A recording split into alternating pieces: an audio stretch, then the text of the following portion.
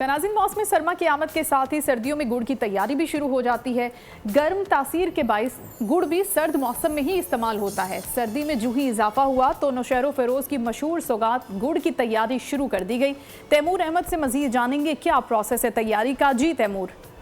सरमा के शुरू होते ही गर्म ग़िज़ाओं के जो इस्तेमाल है उसके अंदर इजाफा हो जाता है। उसी जगह पर जो है गुड़ की जो मांग है उसके अंदर भी इजाफा होता चला जाता है। किस मराइल से गुजरना पड़ता है, इस हवाले से हमारे साथ एक शख्स मौजूद है। आइए उनसे पूछते हैं कि उनका क्या कहना है। जी सर, ये गन्ना का पहले हम जूस निकालते हैं, फिर उसको पकाते हैं, फिर इसका गुड़ बनता है। असल स्पेशल गुड़ बनता है इसका खालस। इसके फ़ायदे बहुत हैं। इसके पेट दर्द का, मोटापे का भी उसका फ़ायदा है। हम स्पेशल गुड़ भी बनाते हैं, मेवे वाला, बादाम पिस्ते वाला बनाते हैं। हम सारे गुड़ बनाते हैं। इसका फ़ायदे हैं, देसी चीज़ है ये।